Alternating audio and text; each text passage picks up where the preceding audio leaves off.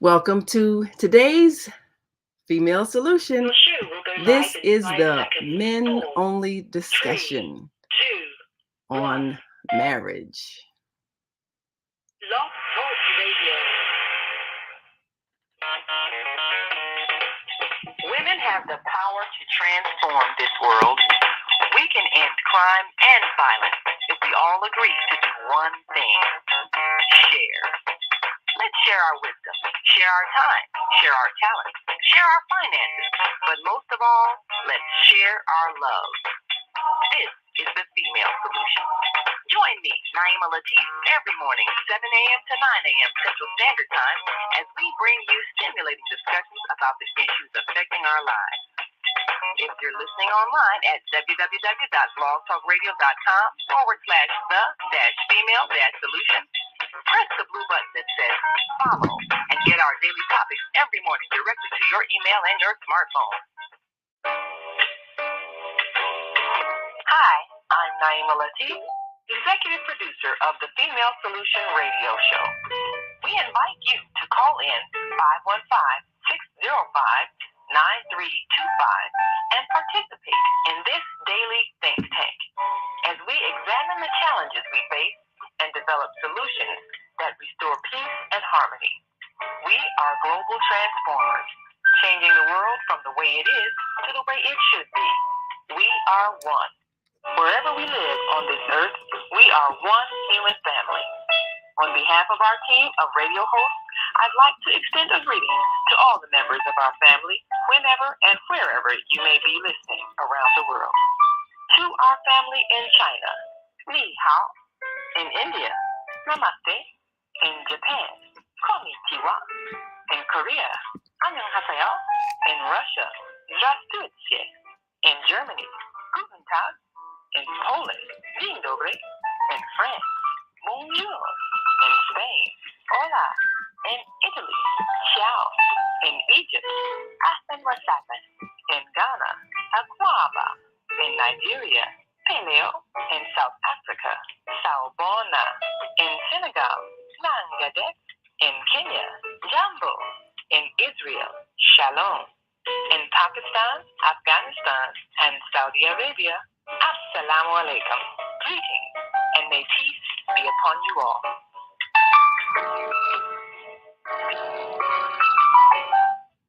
Grand Rising. And thank you all for joining us this Wednesday morning on the Female Solution Global Radio TV show. I'm Naima Latif. And in just a moment, at the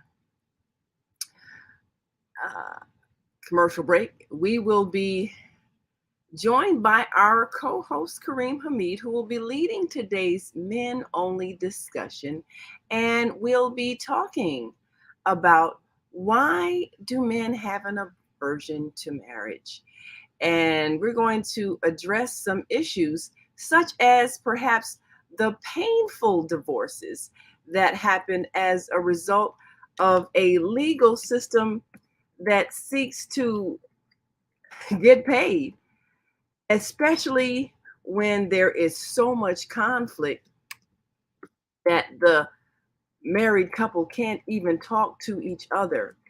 And this is often exploited in our court system. Cases are dragged out on and on and on and on because the longer it takes to resolve, the more you pay your lawyers. And their intention is not to save your marriage. Their intention is to get paid. So we have to take a look at what our family life is producing and what message have we sent to our children when they watch these battles that are so vicious and so painful that many times they choose to not enter into the institution at all. Many men and women have said, I just want a loving relationship. I don't want to get legally married again. And Susan Lutzhurst says, I'm female and I have a marriage aversion. We'll talk about that In fact, call in 515-605-9325. Now, we're going to have a conversation on a separate line as we listen to what men say their aversion is. And many women are feeling the same way. We have to look at the history of marriage. It used to be about owning a person, owning a woman's body. And you even have many cultures around the world where that's still the concept. It was just maybe a few decades ago that women were even able to charge their husbands with rape, because the idea was your body belongs to him. He can do whatever he wants. So many women have been through some very ugly situations and they don't want to get married either. So what is it about that institution that needs to be changed so that we are not brutalizing each other, so that we are not treating each other like property? I own the rights to your emotions. I own the rights to your body. I own everything you have. And if you try to pull away from me, I'm going to take you for everything you have. I'm going to make you pay if you change your mind and decide you love someone else or want to do something else with your life. I'm going to make you suffer. Well, relationships should be based on your own free will.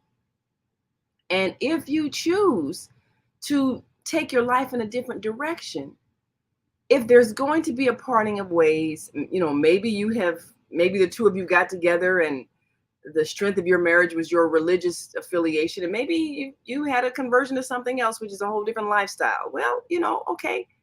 If that's the case, you should be able to part amicably without taking each other to the cleaners when you go to court, trying to make each other pay for whatever damages. Or let's say maybe you all got together and maybe you were in a business together and you both had the same interests, and then one of you developed different interests, so you no longer had that in common, that didn't hold you together, and so maybe it was best for the marriage to end. Well, if that's the case, still you should be able to part amicably. Even when there are children involved, you should be able to co-parent. And yet we haven't been able to work that out. And we have a lot of couples that now it's just, my baby's mama, my baby's daddy. You have children together, but there's nothing that defines your responsibilities, your rights, the children's rights. And so we have a society that is disorganized. But some people say, look, I am more at peace with my unmarried partner, and we have more harmony than I had with that person who had that legal document and held it over my head all the time and made me feel like I was chained to them. Now I'm free to love, and I'm free to leave if I want to, but I'm choosing to stay because I'm not bound to stay. We need to perhaps redefine how we're going to create families and how we're going to remove the legal system from being the hammer over which we beat the head of a spouse if they try to leave the relationship. We want people to treat each other fairly, but they need to treat each other fairly because they want to be fair, not because they're afraid of having to pay money to a lawyer or lose their home or their car or the dog or whatever the case may be when you sue each other in divorce court. So we want to talk about that and definitely change some of the thinking. Even as we have raised our daughters, and in the past, the idea was a woman had to be taken care of. And so she was constantly really gold digging, looking for somebody wealthy and all of that. Well, and if she married somebody she loved that didn't have the wealth, and her family often treated her like she had failed. Oh, you married this poor guy, but I love him, but he's poor. Okay, well, is love based on a dollar figure, or is it based on compatibility and a desire to be companions? And even men have learned how to be gold diggers when that is the incentive given, marry money. Well, do we need to keep doing that? Everybody has the ability to go to school, to gain skills, to create their own income and wealth. So that shouldn't be the focus, or should it? Are many of our attitudes outdated? Well, we're going to take a quick break and come back and talk about this. And then at the 7:30 break, we're going to hear a men-only discussion. And men, we want you to call in and participate. 515-605-9891. We'll put that number on the screen for you. And women, call in at 515-605-9325. We're going to have a conversation during the break times and observe what we heard. And maybe there are some of you who feel like, look, I'm female. I don't want another husband.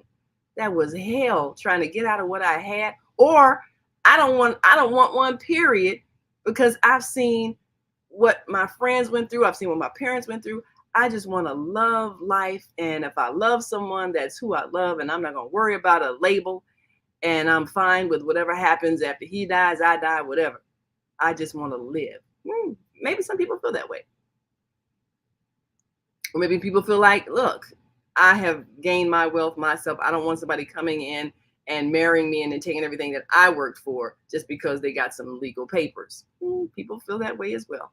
But we'll talk about that when we come back after this quick break. And if you're listening online and want to join this conversation, give us a call, 515-605-9325.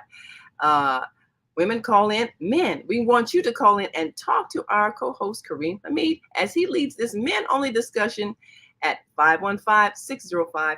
9891. And we'll be right back after this quick break. So we want you to stick and stay. Don't stray away. We'll be back in just a moment. So stay with us.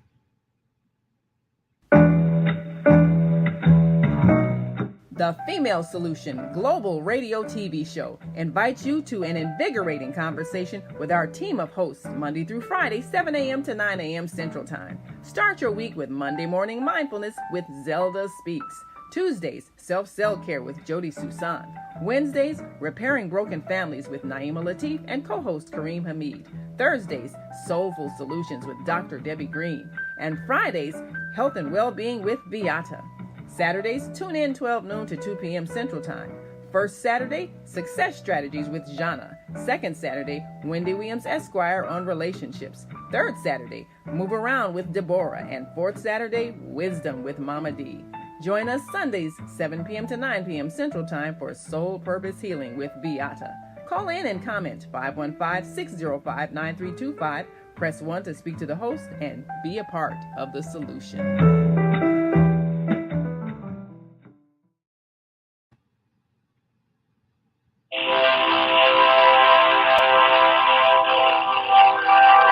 Want to live in a world without war? Join our global peace movement.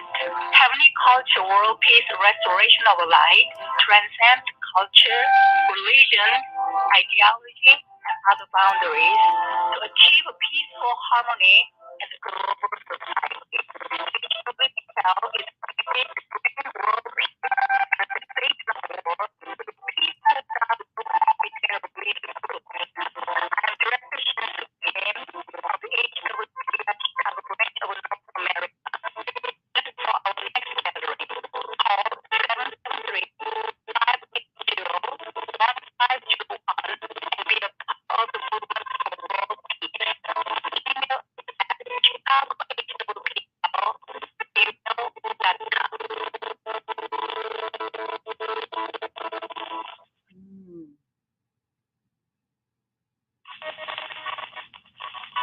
Everything you need in your body is found in nature. This is not essential to do it any other way.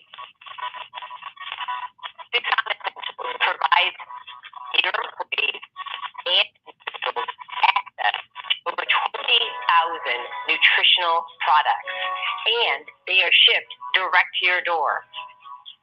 Because Susan Essentials is certified in plant-based healing, we're permitted to offer you the best nutritional supplements on the planet. They're non-GMO and sustainably produced, and we take the guesswork out for you.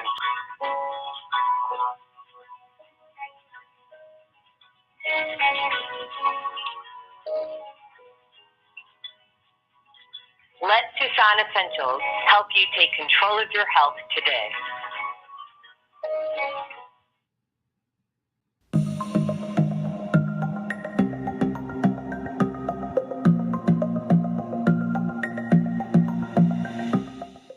Hi, I'm Barbara. I'm Cheryl. And I'm Naima. We're three Black moms. And in case you didn't notice the resemblance, we're also three sisters.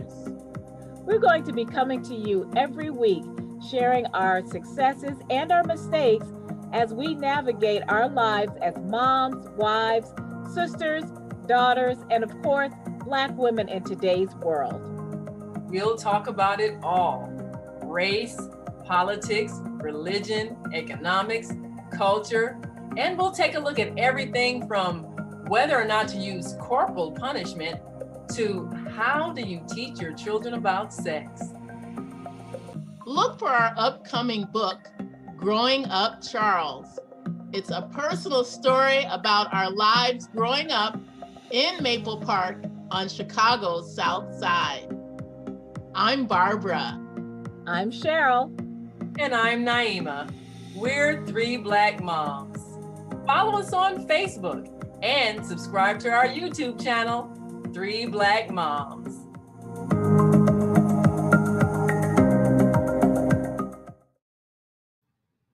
And we are back. You're listening to and watching the Female Solution Global Radio TV show. I'm Naima Latif, and today is our men-only discussion. We are talking about the aversion to marriage. Well, we've had one of our Facebook friends say she's female and she's got an aversion to marriage as well.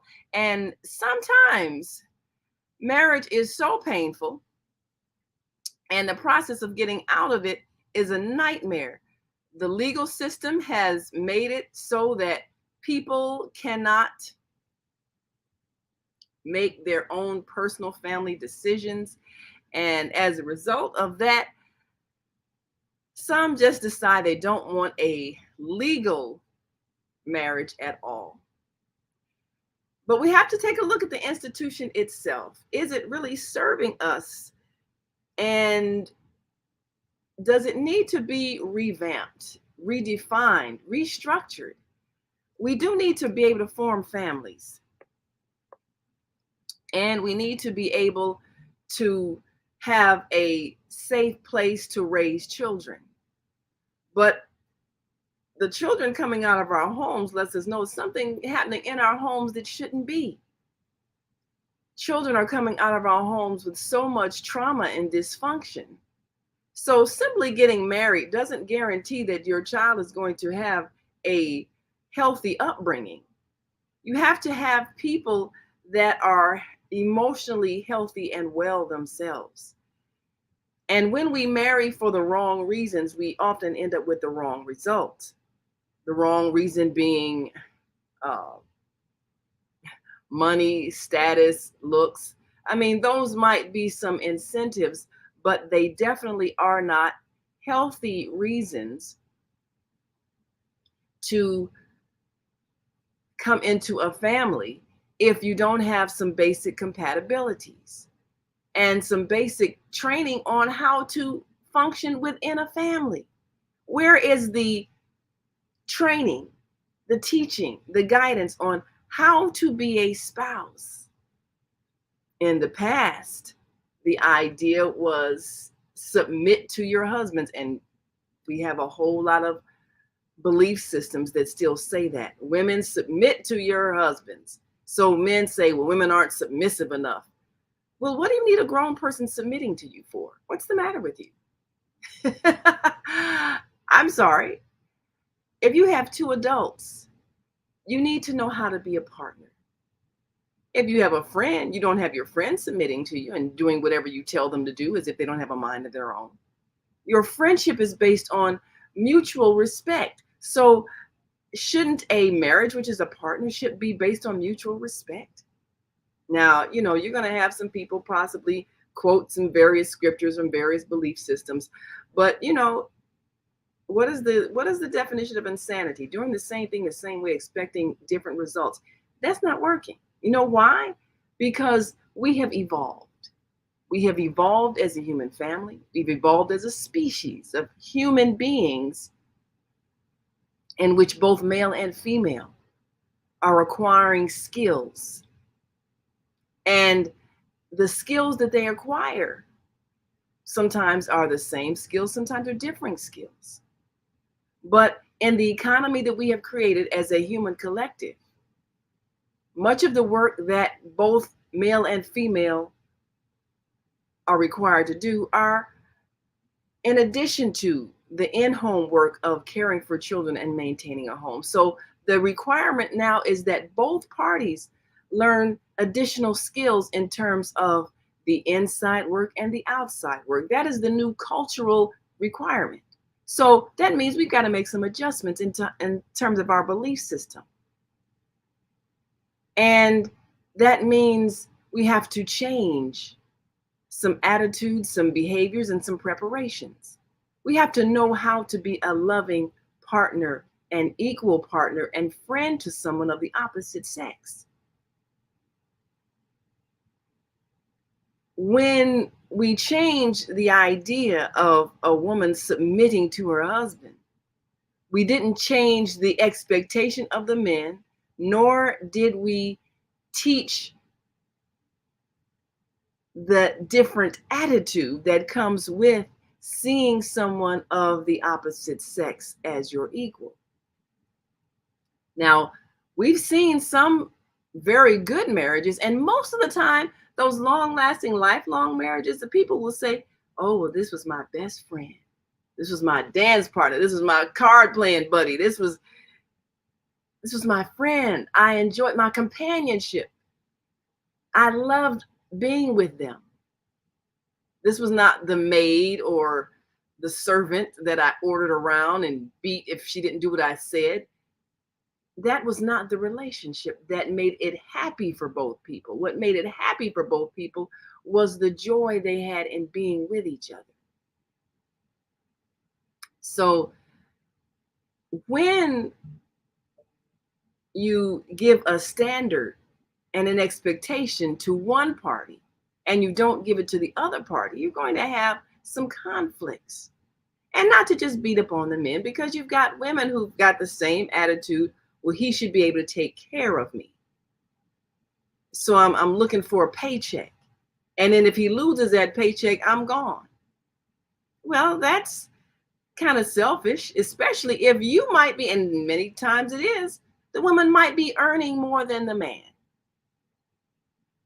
But if you have a partnership in which yours and mine is now ours, then nobody's counting. Well, I made more this month, or you made more last month, or you owe me more. Whatever. Nobody does that in a real partnership where you truly are sharing everything,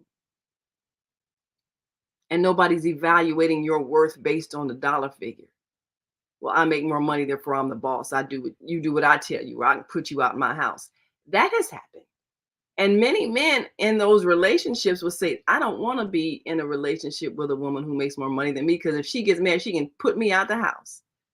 Well, that's a painful thing and very humiliating thing that some men have experienced. And even in divorce cases, when the courts award the woman the house, well, then what happens? There have been some men who've ended up homeless after, well, I guess you could say losing a divorce case, because you feel like it's a loss if you lose your property, if you're the one that has to leave the home. So things that have been done by the legal system have made it painful for couples to embark on a legal arrangement. Because if there is a disagreement and the family, and most families are not equipped to counsel or advise, if the family can't help resolve it and they have to go to family court, usually lawyers will look to get paid for as long as possible in drawing out a very painful conflict. And at the end, everybody has lost. The husband, the wife, and if there are any children involved, the children. So anybody living through that will say, I do not want to get married ever again. It's an unfortunate situation we have created because marriage is a financial foundation for generational wealth. So once there's a split, that generational wealth tends not to get passed down. And so the next generation has to start all over from scratch. That's not a good thing to have keep happening, but it does happen. So we want to take a look at that and talk about some of the ways we may need to revamp the institution of marriage. Now, men, we want you to call in 515-605-9891. That number's on the screen if you're on our Facebook page, the Female Solution Facebook page, 515-605-9891. And we want you to press 1, and we'll be talking to our co-host, Karriem Hameed, who'll be coming on after the 7:30 break with our guest. And we are so looking forward to this because it's time for us to make some changes in the institution of marriage so that we can move forward and not backwards. We don't need to go back to the way it was. The way it was really wasn't working. That's why it's not working now. The way it was based on an old economy, an old cultural standard, an old belief system, an old teaching that does not fit today's reality. We are evolving as a human species, as a family, as beings who are understanding respect for all life and the responsibility that comes when you create life.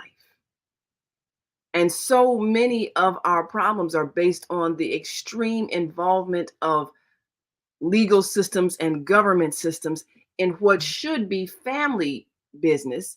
But so many families are so dysfunctional, there has to be some outside entity to protect the interests of the children many times. You have children that are abused in families. Who speaks up for them? And many of us know families or even come from families where there's patterns of abuse and no one will speak of it because the teaching is don't tell the family business. So you have traumatized children keeping silent about one of the parents or both that might be abusing them. So who looks out for the interests of those children in those cases? But you have to have some structure that protects the rights of the people within a community, within a nation. But the real first unit of government must be the family. So how do you structure a family in a way that protects the rights of all its members? You have to have a teaching, a philosophy that prepares people for family life. And you have to have some rules of behavior. But they don't work if they're not based on respect for all. They don't work in the long run because they're out of alignment with spiritual law, which is respect for all life.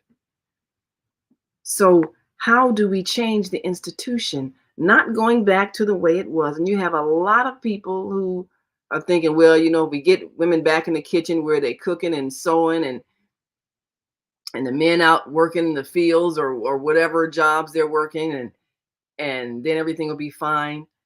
Well, that was a day in the past when women did not have formal education and other outside skills to share with the society. Now they do. So that means both men and women need to be able to learn how to share homemaking skills. And if they're both working outside the home, then they need to be both responsible for the household management, the management of the budget and the spending. And whichever party is best at Bookkeeping needs to be responsible, not necessarily the male or the female, because it just depends on which one has the skill. But definitely there needs to be some training on how to function in a family. And Zelda says, I had marriage aversion until I met my husband, Tony. Our thoughts attract the mate of whatever level of vibrations exists within us. That's a powerful thought. Because you do attract what is inside of you. And if you're negative, you're going to attract negativity. If you're positive, you're going to attract positivity. And if you're loving and kind, you're going to attract loving kindness. So it's all a matter of what is inside of you and how you have been conditioned to think about the opposite sex. And Susan says, well, this marriage averted female has to log off. But thank you, Susan, for sharing your thoughts. And there are thoughts that are shared by many. And often you don't really want to be involved in marriage until you find somebody that you feel like, I can trust you. I can trust you with my life, because that's really what it comes down to. I can trust you with my life. And if we find that person that we can trust, then we might consider marriage, even if we've had a bad experience before. Well, we're going to take a quick break and come back with our co-host, Karriem Hameed. And we are looking forward to a men-only discussion. Again, men, call in 515-605-9891. Women, if you'd like to add your comment, you can add it on Facebook Live or on the Female Solution, or you can call in 515-605-9325, and we'll have a conversation during the breaks, and we'll be right back after this break. So we want you to stick and stay. Don't stray away. We'll be back in a moment. Stay with us. The Female Solution Global Radio TV Show invites you to an invigorating conversation with our team of hosts Monday through Friday, 7 a.m. to 9 a.m. Central Time. Start your week with Monday Morning Mindfulness with Zelda Speaks. Tuesdays, Self-Cell Care with Jody Susan. Wednesdays, Repairing Broken Families with Naima Latif and co-host Karriem Hameed. Thursdays, Soulful Solutions with Dr. Debbie Green. And Fridays, Health and Wellbeing with Beata. Saturdays, tune in 12 noon to 2 p.m. Central Time. First Saturday, Success Strategies with Jana. Second Saturday, Wendy Williams Esquire on relationships. Third Saturday, Move Around with Deborah. And fourth Saturday, Wisdom with Mama D. Join us Sundays, 7 p.m. to 9 p.m. Central Time for Soul Purpose Healing with Beata. Call in and comment 515-605-9325. Press 1 to speak to the host and be a part of the solution.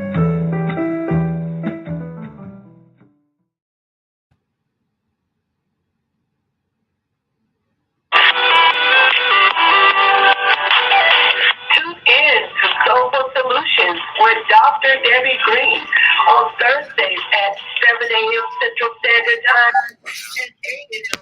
Eastern Standard Time to hear great topics and stories on how our join Dr. Debbie Green stories of triumph and learn how to overcome. You are not alone in your life, and there is hope in the darkest hours. This is your time to learn strategies and solutions to improve your life. It's your time. So join Dr. Debbie Green with Soulful Solutions and call in on Thursday at 7 a.m. Central Standard Time and 8 a.m. Eastern Standard Time at 515-605-3325 when callers in questions. Look to hear from you really soon.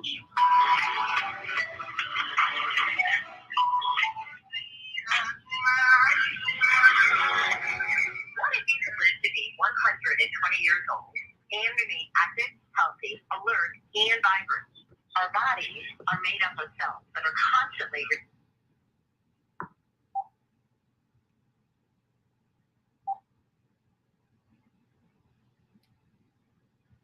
Central Standard Time to learn about self-care from Susan Essentials on the Female Solutions Blog Talk Radio Show. Learn how to help your body and yourself feel rejuvenated each day through proper nutrition, sleep, frequency medicine, and many unconventional methods of self-care.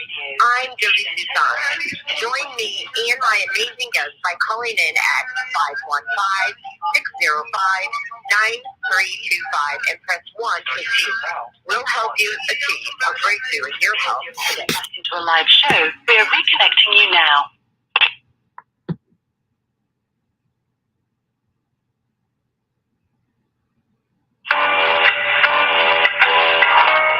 The Female Solution Global Radio TV Show invites you to an invigorating conversation with our team of hosts Monday through Friday, 7 a.m. to 9 a.m. Central Time. Start your week with Monday Morning Mindfulness with Zelda Speaks. Tuesdays, Self-Care with Jody Susan. Wednesdays, Repairing Broken Families with Naima Latif and co-host Karriem Hameed. Thursdays, Soulful Solutions with Dr. Debbie Green. And Fridays, Health and Wellbeing with Beata. Saturdays, tune in 12 noon to 2 p.m. Central Time. First Saturday, Success Strategies with Jana. Second Saturday, Wendy Williams Esquire on relationships. Third Saturday, Move Around with Deborah. And fourth Saturday, Wisdom with Mama D. Join us Sundays, 7 p.m. to 9 p.m. Central Time for Soul Purpose Healing with Beata. Call in and comment 515-605-9325. Press 1 to speak to the host and be a part of the solution.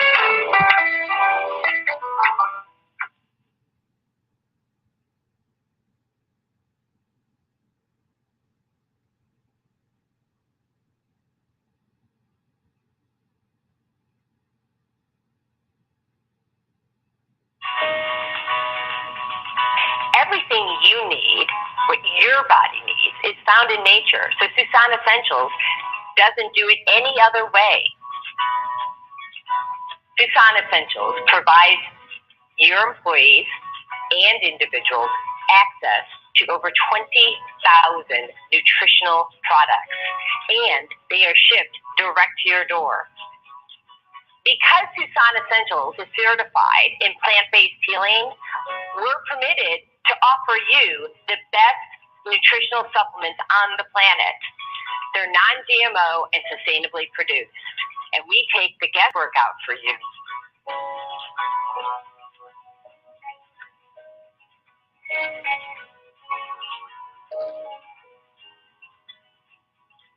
Let Susan Essentials help you take control of your health today.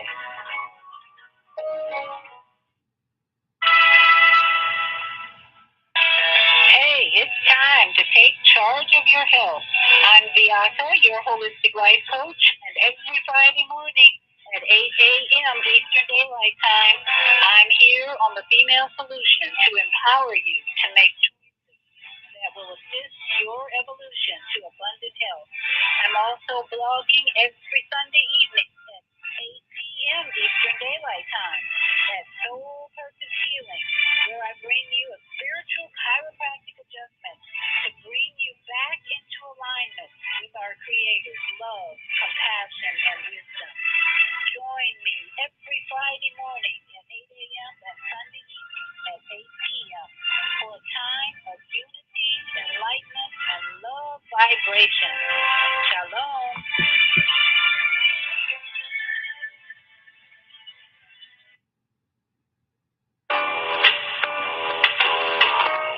Hi, I'm Naima Latif. Join me and my co-host Karriem Hameed every Wednesday morning, 7 a.m. to 9 a.m. on the Female Solution Radio Show as we explore that relationship that is the foundation for our society, the relationship between men and women, husbands and wives. Join our discussion as we seek to repair broken family ties and rebuild our community. Listen online at www.blogtalkradio.com/the-female-solution. Call in and comment 515-605-9325. Press 1 to speak to our host. Or you can join us live on Facebook at www.facebook.com/the-female-solution. And we are back. You are listening to and watching the Female Solution Global Radio TV show. And let's see if we are ready with our co-host. we are joined with American Muslim 360 Blog Talk Radio on Wednesdays. And this is during the month of Ramadan, still being celebrated. And every morning on American Muslim 360 during this month, they are doing a Quranic reading, a recitation, and a discussion of the scriptures. And so that ends at about 7:30. So we want to give them time to come back to the program.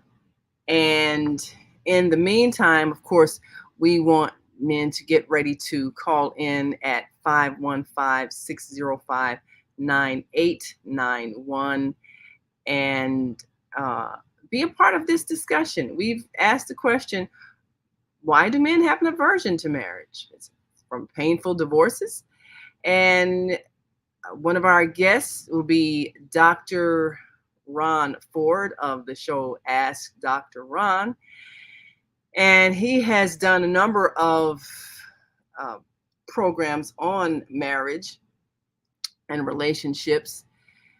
And, you know, this is something to take a look at because our children are coming out of homes that have various levels of dysfunction. And we can't expect someone to correct a problem that starts in the home.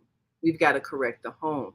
But simply being married doesn't make a relationship work, because there are many very dysfunctional marriages, which is the reason why so many people don't want to get married. So you do have to have people who are ready for a relationship with someone that reflects values of compassion, forgiveness, respect. These are values that we have to have. And if we don't have these values, we can't teach them, and we can't have our children project them out into the world. So now we've got relationships where people just basically use each other. And the current divorce rate is upwards to 70% in the United States. And for many couples, marriage is not even an option. Terms like baby mama or baby daddy are commonly accepted as designation of a parent of one's child who is not one's spouse. And men might have a girlfriend plus a side chick, and women might have a number of men that they're playing. You know, they want to be players just like the men. And they're untrusting enough to settle into a committed relationship. And the issue is trust, because a lot of trust gets violated.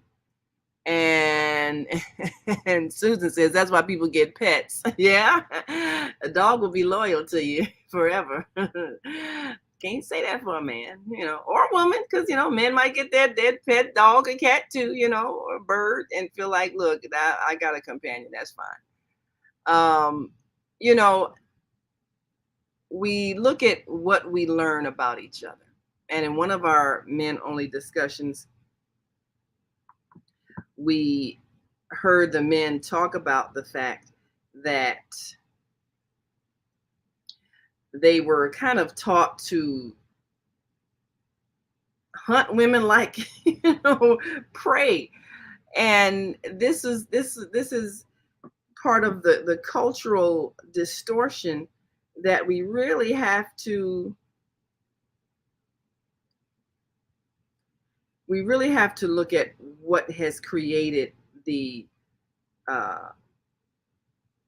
distrust,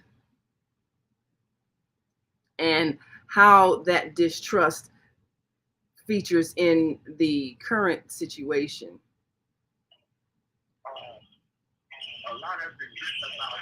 And so now we're going to come to our co-host.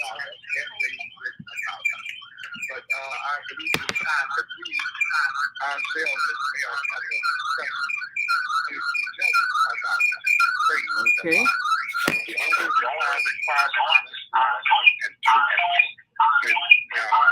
Whatever subject matter that we okay, so we are now that we bring and we should share with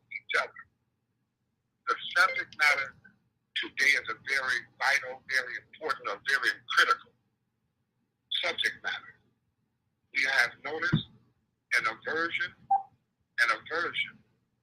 to the sacred bonds of marriage. An aversion to the sacred bonds of marriage. And it has come to light that it is not just the male that has an aversion to marriage, not just the male. We're also aware of that the female also have stated that they have an aversion to marriage. So we want to discuss this important topic on the female solution. Let me see if this is Naima with us. Hold on, please. On this maybe one of our guests. We'll see. Here code 313879. Assalamu alaikum. Islam, brother. This is Lukman. But if you can hold on, please. Hold on. Yes, you know you got it. I'm holding on. Yes, just hold on to the rope extended to you. I want to give a formal introduction to the broadcast, The Female Solution, hosted by our beloved sister Naima Latif and yours truly. This is the introduction. Join us live every Wednesday morning from 7 a.m. to 10 a.m. Eastern Standard Time with host Naima Latif and yours truly, Imam Karriem Hameed, presenting The Female Solution. We look forward to your presence. Assalamu alaikum.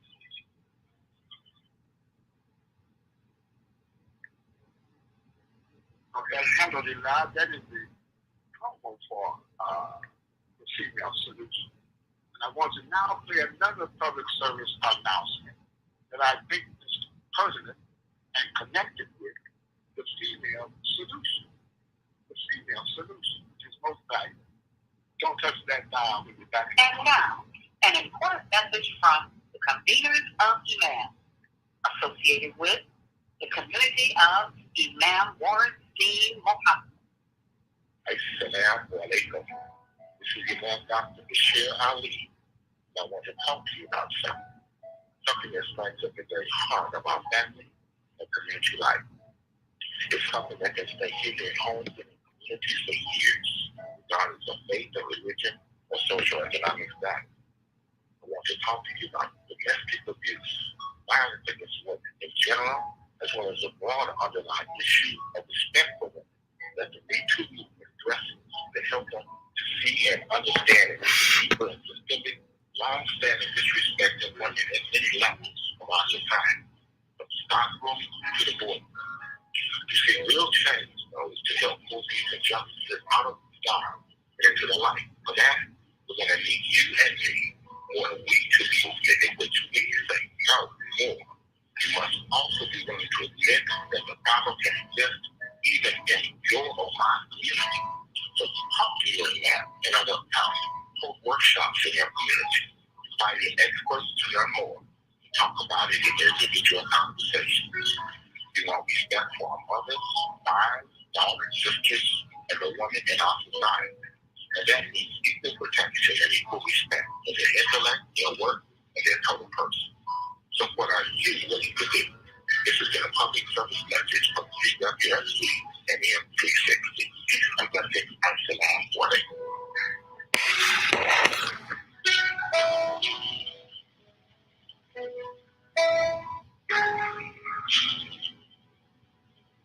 Alhamdulillah, that is the voice of the lovely Imam Bashir Ali, the Midwest Regional Convener of Imams. I see we have our host unmuted.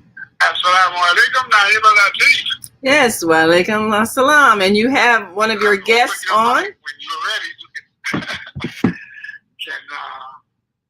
we can Yes. begin this wonderful session. Yes, wa alaikum assalam. We have been with our listeners for the last 45 minutes, awaiting your coming. And of course, I explained during this month of Ramadan that AM 360 is during the morning Quranic recitation. But you do have one of our guests on the line who's been listening in on your switchboard, Dr. Ron Ford, who is host of the show Ask Dr. Ron, and he's joining us today. And Dr. Ron, please press 1 so that the host can see your number on the switchboard. And one of the things that he has talked about on his shows often is relationships and marriage, and we're looking forward to some interesting conversation. We've been talking to the listeners and viewers, and we had a couple of women who did in fact say, yeah, I'm a female and I got an aversion to marriage, and one who said, I had an aversion until I met my current husband, and now, of course, I am all for marriage because I have a happy marriage. But it is an issue, and we talked about things like changing the meaning of marriage, which used to be a man owning a woman's body, and owning her as a piece of property. So if we're going to fix the problem, we have to first redefine it. And there are those who are listening online, and of course, men, if you are listening in, to make it easier, please call 515-605-9891. That way, and you can press 1, and that way our host for the day, Karriem Hameed, can open your mic directly. Again, that's 515-605-9891 for the AM 360 switchboard. And you have Dr. Ron Ford on, and your other panelists today, and we will be quiet and listen in, and we'll be ready to take a break in about 8 minutes, of course. So remember the commercial breaks at 8 o'clock and 8:30. In the meantime, we'll be listening in to hear the men's point of view as to why there is an aversion to marriage, and how do we deal with these painful divorces that make us not even want to try to get into the institution anymore. Yes, now if you would press 1 on your phone, that will, I'm able to keep up with your call line. That would help greatly. Are you able to see the one? Have you pressed 1? Yes, I have. No, I don't see the one. 312849. I might need to switch phones, because but if so, just make sure. I see it clearly. I'll just I have that number written down. That way I'll keep up with your mic, inshallah. Yeah, we'll just in case I have to switch phones, I'll text you. So make sure you read your text messages. Or if I get a caller on the line, then I'll also text you. Well, if you would just, I'm going to be, you know how these things work. My eyes will not be specific on. Okay. I'll try to refer back to it. Okay, I'll try not. I'm trying not to butt in. But I may have to if that's easier. Yes, ma'am. Yes. Thank you for Allah. That is easier. Just say, Karriem, we have a guest here, Okay. And you can operate from that end. Okay, well, I'll just do that. A lot of confusion. Make life simple. Okay. We have about 7 minutes before we shall go to the commercial break, public service announcement. But for those of you that are with us at this time, I have an important message that I believe all of us should hear. I play this message every time we assemble as men to have pertinent conversation. This is a message and an address delivered by Dr. Martin Luther King. So we ask that you listen up, and maybe this will set the independent tone that we need to address our concerns and independent solutions. So I bring now the voice of Dr. Martin Luther King Jr. May Allah grant him the highest station in the paradise.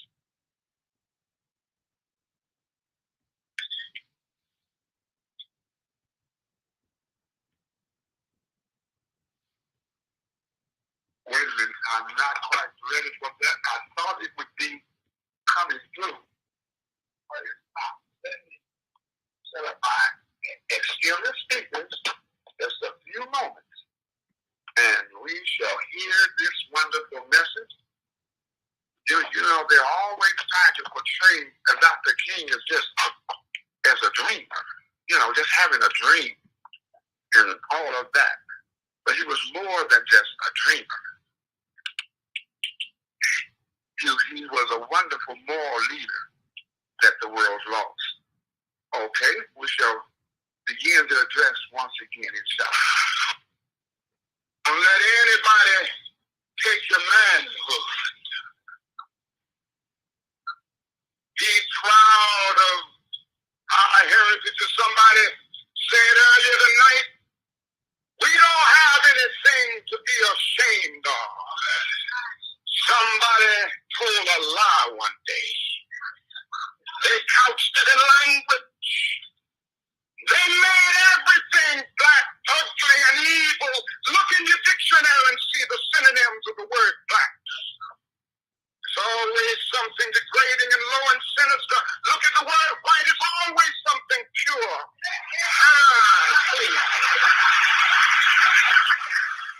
I want to get the language so right that everybody here will cry, yes, I'm black. I'm proud of it. I'm black and beautiful.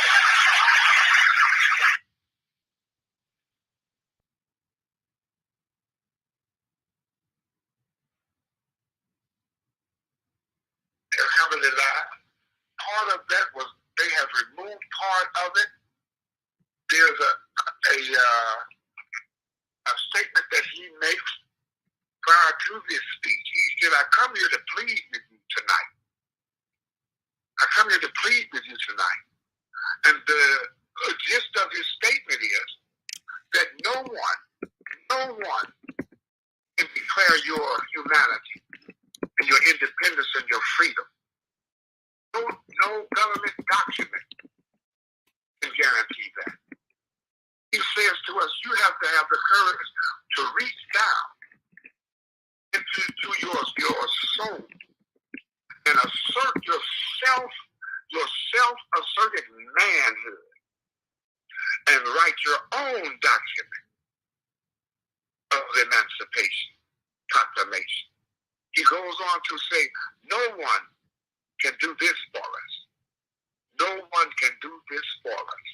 So, with that in mind, praise be to Allah. I come here tonight. Oh, would you like? I can play that for you. I think I got the whole thing here. Believe in yourself and believe that you're somebody. I said to the group last night, nobody else can do this for us. No document can do this for us.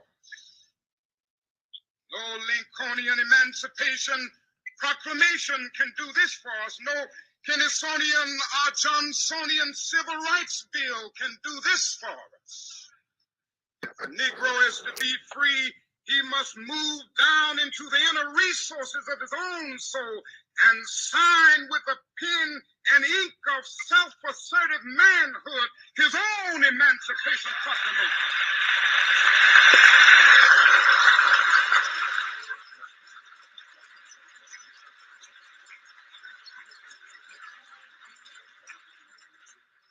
Don't let anybody take your manhood. Be proud of our heritage. As somebody said earlier tonight, we don't have anything to be ashamed of. Somebody told a lie one day. They couched it in language. They made everything black, ugly, and evil. Look in your dictionary and see the synonyms of the word black. It's always something degrading and low and sinister. Look at the word white. It's always something pure.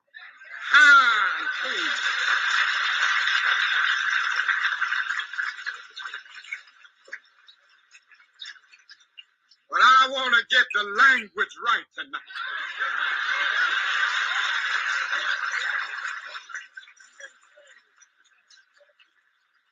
I want to get the language so right that everybody here will cry out, yes, I'm black, I'm proud of it, I'm black and beautiful.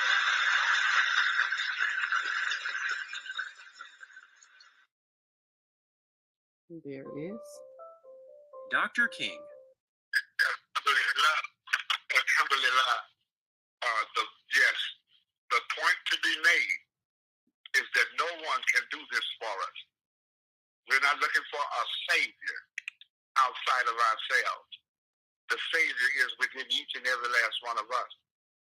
No one can do what needs to be done for us but us. And as males, like it or not, and anyone that have any problem with this statement, please be, do your homework. The male is to be the leader. Let me say that. He's to be the leader. So he is an essential part of the community, an essential part of the family.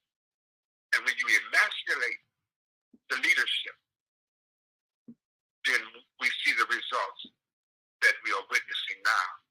A breakdown of the family, breakdown of the sacred bonds of marriage, breakdown of the community. Alhamdulillah. I want to ask, I have invited two guests, Imam Delisi, Omar Phillips, if you are with us, please press 1 on your phone. Praise be to Allah, so you are here. Imam Sahir Beya, if you are with us, please press 1 on your phone, and inshallah, I will unmute your mic. Imam Sahir Beya. I have Dr. Ron Forrest. I see that he is present with us, and we look forward to your commentary. Imam Delisi, yeah, praise be to Allah. Okay. All right, we are, let me check with my host to see if we are prepared to stop for a commercial break. Yes, we're gonna take a break, and when we come back, if you can have your guests when they speak to spell their name, and I'll make sure I put it up on the screen here as they're speaking. So we'll take a quick break, and we'll be right back in about 2 minutes. So stay with us.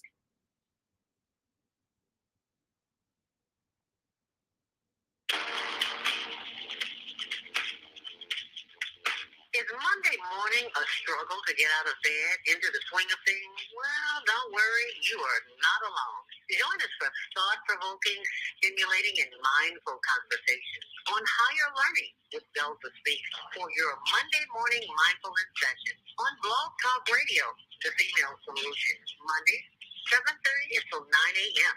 Be sure and send your ideas, thoughts, comments, and suggestions. Also, if you'd like to be a guest on the show, visit DeltaSpeaks.com and send us your info. We'd love to have you. Experience mindfulness moments with the mindfulness/stress relief coach, Delta Speaks. And thanks for sharing the mindfulness moment tip of the day. Stay on purpose, stay empowered, and stay tuned to your next session of mindfulness on higher learning with Delta Speaks. Make it a mindful day. And thanks for listening.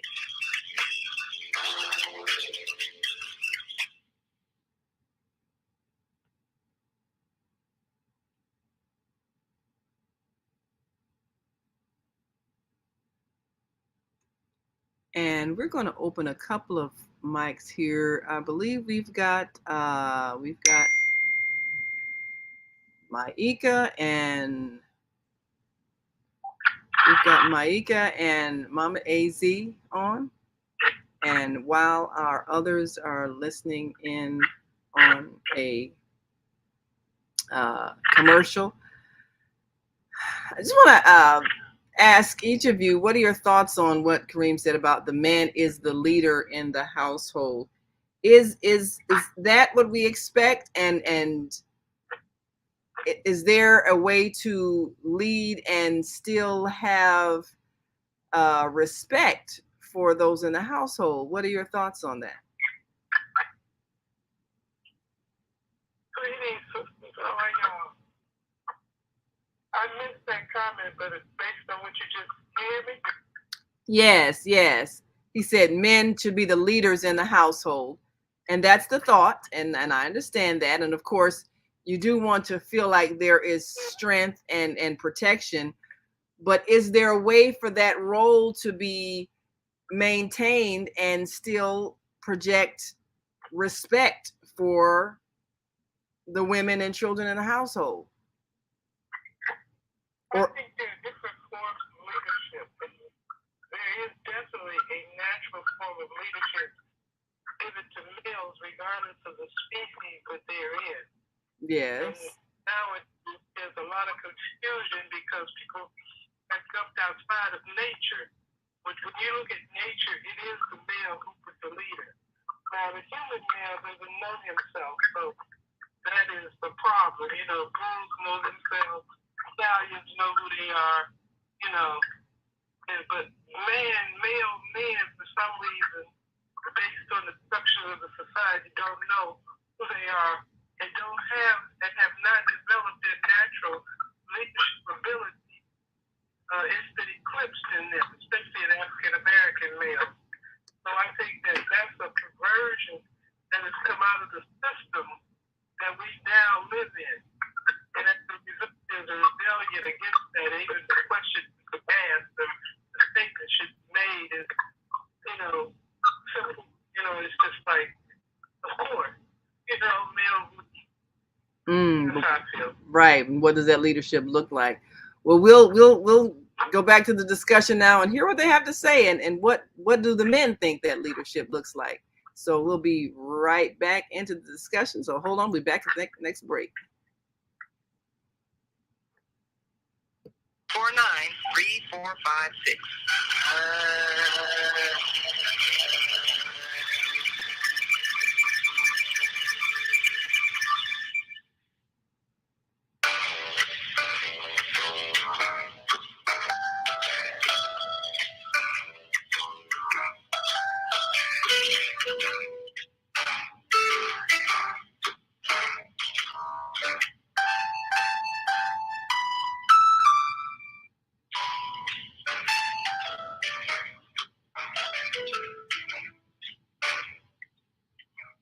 And we are back.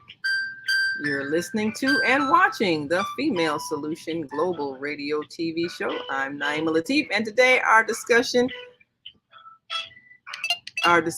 today is being hosted by Karriem Hameed and he's on the line with our American Muslim 360 family and our guest today. All right, we're back. Yeah, alhamdulillah. I see we have, I believe this is Imam Sahir Bayar. Would you press one on your phone, Imam Sahir? That will help me keep up with your number. Oh, press one on your phone.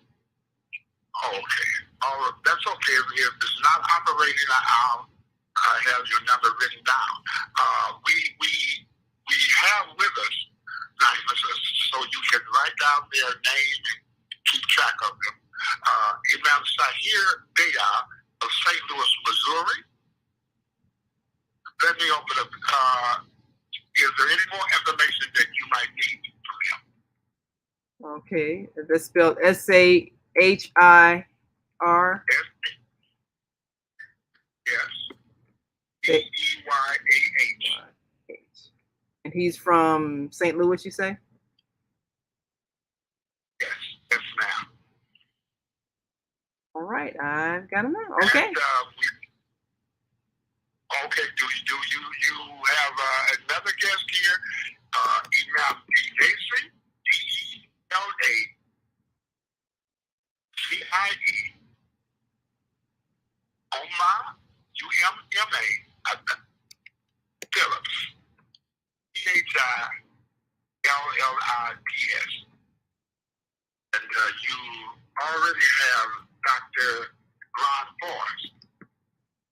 Yeah, and that's here on the AMC studio board.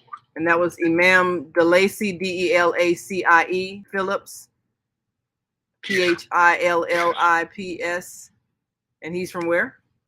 Yes. And where is he from? He's from Florida. I'm not sure what city. Let me open up his mic. That's what I'm going to look at today. Well, they go back to my peace and blessings to everyone. It's Melbourne, Florida. Melbourne, Australia, but Florida.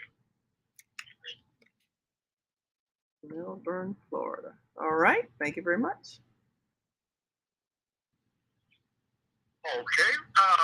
Since your mic is already open, Imam Lacy, you have been apprised of what the subject matter is.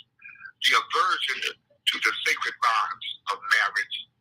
If you could speak on that, and inshallah give some insights and advice toward a solution for eradicating the aversion to the sacred bond of marriage, we would greatly appreciate hearing from you.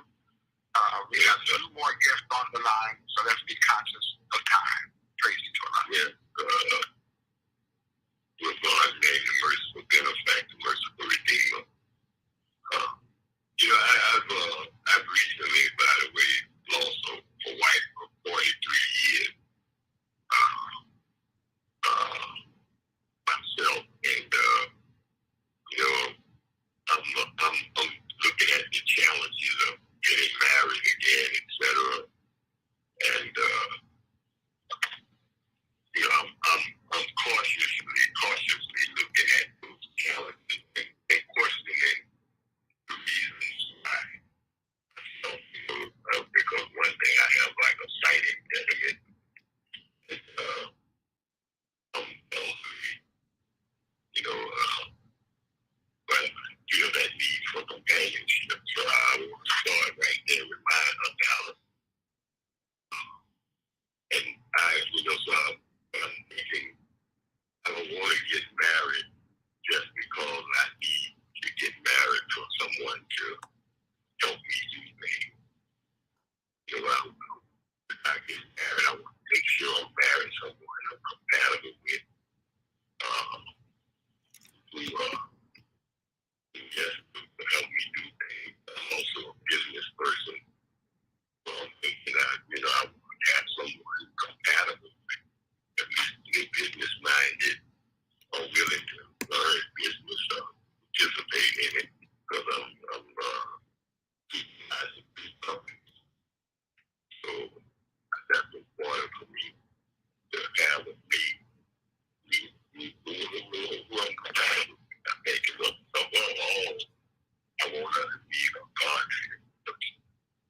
So I'm looking at these standards, and I'm willing to compromise on all of them, except the one of a God-fearing person.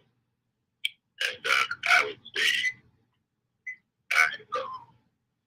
when I was looking to get married years and years ago, I had a minimum standard. I wanted to find someone trustworthy and truthful. So, I think these are some reasons why people get married or don't get married. They've had bad experiences with mates, some abusive relationships, and some probably on both sides, because I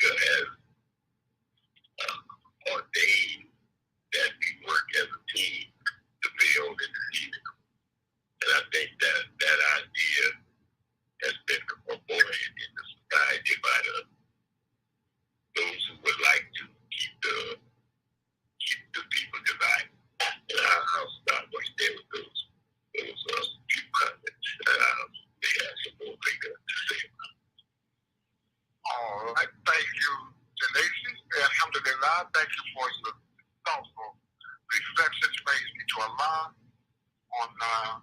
I want to now move to Dr. Ron Forrest. Give him the greetings and peace be unto you. Assalamu alaikum. Dr. Ron Forrest. The subject matter is the aversion to marriage.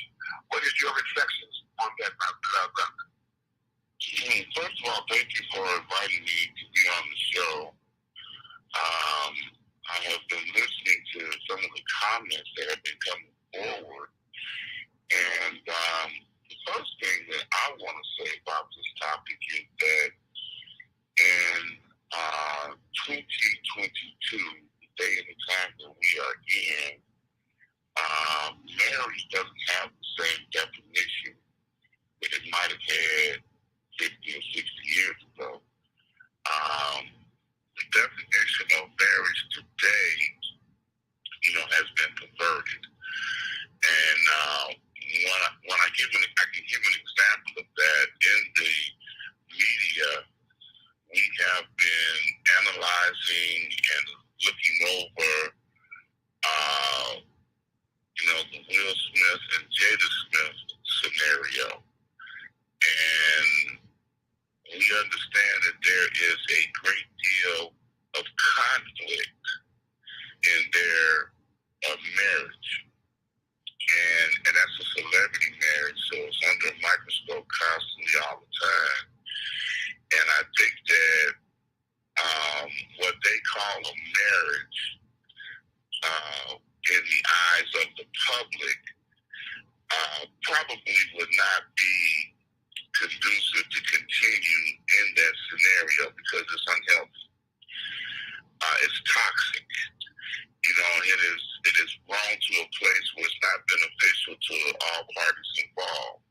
Yes, they have children, but it's not a marriage. It's not a working relationship. There's nothing that can be accomplished by them being together. So when you see examples of those type of marriages, then people that are single and dating are involved with somebody, it's like, what do we have to look for if we get involved in this relationship called marriage, or take this relationship to a marriage, and then things don't gel? They're supposed to solidify, come together, and become as one, but then they're not. Then the differences that people have begin to draw war lines. You got your side to battle for, and he has his side to battle for. And now you got conflict, and you got a war going on. And wars have always existed in marriage. And I used this scenario on one of my shows that my grandparents fought when they were married. My grandfather did his thing, my grandmother did her thing, but yet they came together, stayed together for the sake of the family. So, to kind of summarize what I'm saying is that we don't have a shiny example of a marriage today to be able to say, hey, I want that in my life or for my family, to be able to strive for. I think there are some, not all marriages are disasters. I look at the former president and the first lady, Michelle Obama, and President Obama, and they have worked through their conflicts to be an example of a successful marriage. But there are twice as many unsuccessful marriages that they are successful. So I can understand why people have reservations, because they don't want to look forward to any of that. They don't want to be part of any of that. So if you show me something that is successful and has an opportunity to be successful, then I can be like, oh, okay, I can do that. But when you keep seeing examples of things that are, oh no, not so successful, then people are not going to want to step off into something like that because, oh, look, I can do bad all by myself. And I'm going to end it right there and yield the rest of the time back to the other panelists.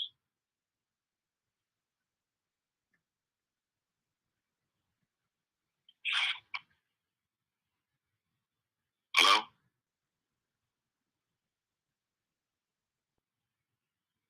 Check your mute, Karriem. Alhamdulillah. Yes, sir. Yes, ma'am. Thank you. Dr. Ron Forrest, you have brought up a very important situation in that bad marriages are publicized. They are placed in front of us, but the good is not broadcast. It seems like only the turmoil is broadcast. I want to now move forward to another guest we have, Imam Sahir Bayar.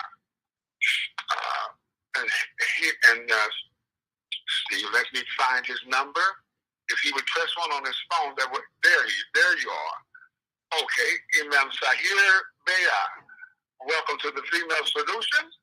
This is one of the imams here in St. Louis. Very, very insightful, very hard-working brother.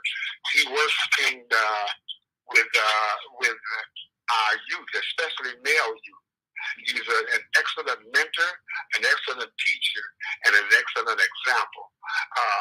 Imam Sahir Bayar, would you share your reflections, please, on the subject of virgin marriage?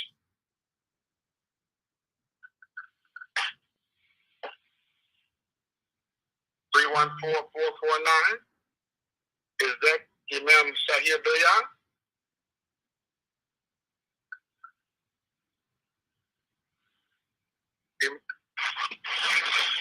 (314-449). Your phone might be on mute. I doubt it because I'm hearing background interference. Imam Bayar. Okay, that may not be his number. Let me check the number once more. Okay, we have quite a few 314s here from out of St. Louis. But the number 314-449, if you are hearing me, please identify yourself, please. This is Aaron speaking now. This is who? Brother Noor? Oh, okay. Hold on, Brother Noor. Thank you. Alhamdulillah.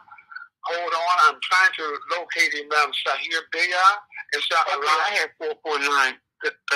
Okay. Cancel mine. Yes, sir. Okay. Let me see if I can locate Imam Sahir Bayar. Imam Sahir Bayar, if you are with us, press 1 on your phone. If not, we shall move forward. Praise be to Allah. Alhamdulillah. Oh, there he is. He was here and clicked off. Imam Sahir Bayar, would you please press 1 on your phone? I will unmute your mic.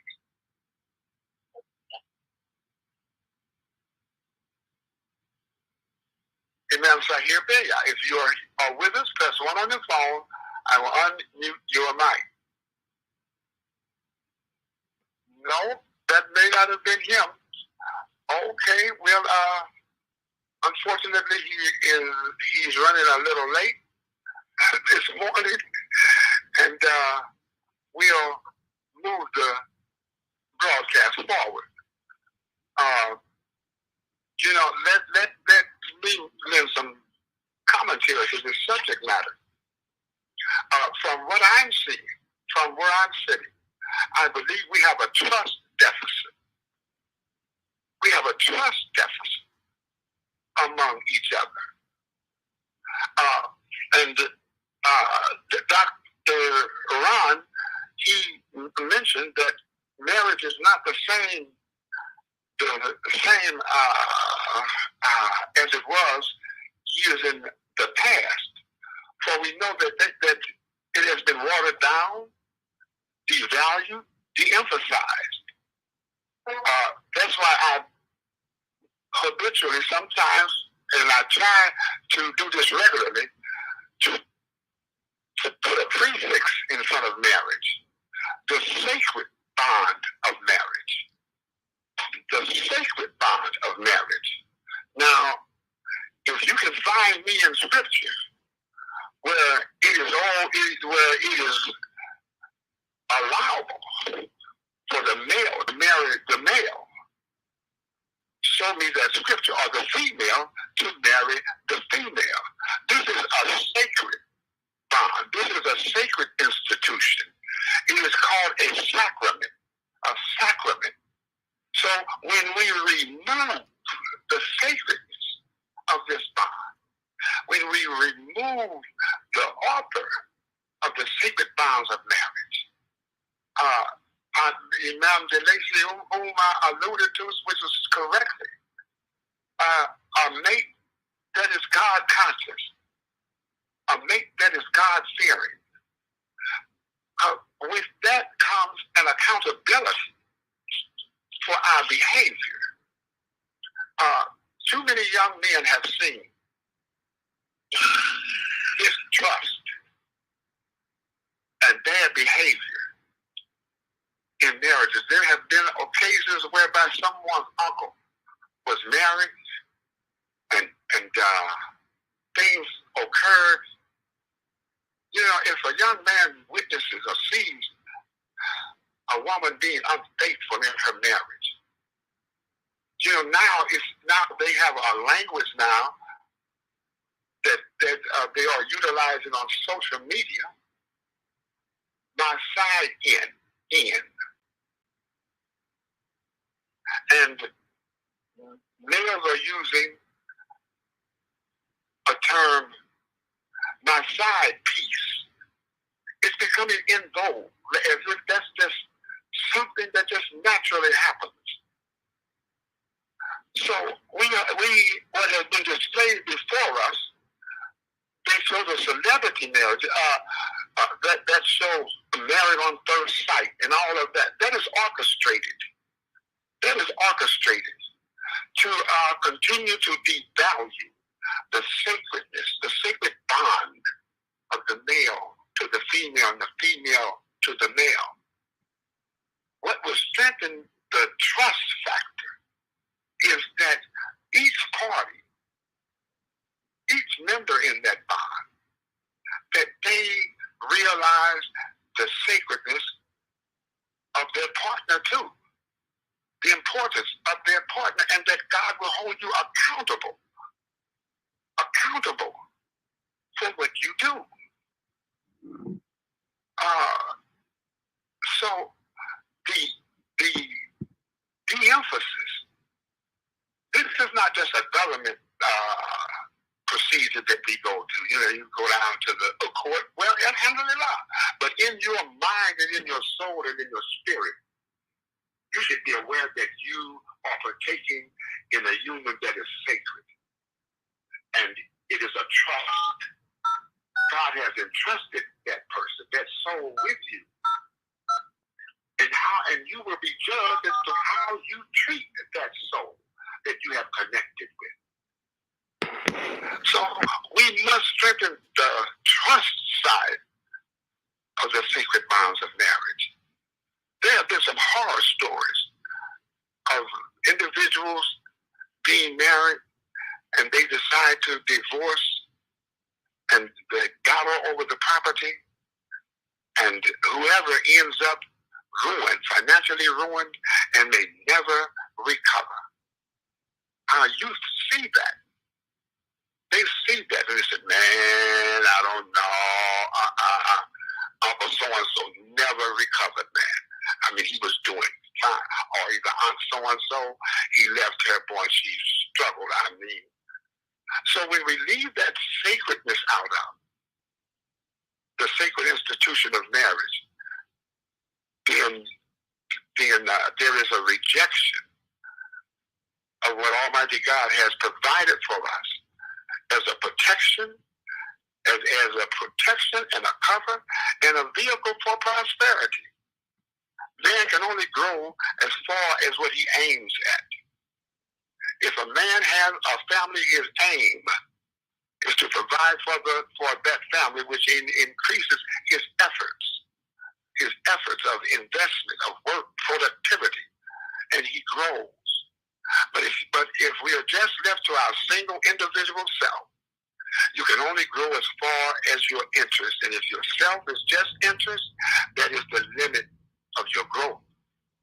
So this sacred institution has been under assault a long time. And now it is truly under assault. We must reinstitute the sacred connection. It's not just something that we do. It is a sacred obligation. And we shall be judged as to how we handle that trust, that which Allah has entrusted us with. We do not own our mate. Our mate is a trust. And so that trust deficit, let me not go on. I want to hear from the Lacey Omar concerning how can we correct, if I'm correct, how can we correct that trust deficit? Brother Karriem, before he speaks, we need to take a break and then come back. And then after he speaks, we also got a caller on the line. I believe, let's see, Kwame Sunhorse is on the line also. So if we can take a quick break and come back and come to your panelists, and then I'll also open the mic for Kwame after the break. Thank you, Master. All right, so we'll be right back after this quick break. So stick and stay. Don't stray away. We'll be back in a moment. Stay with us.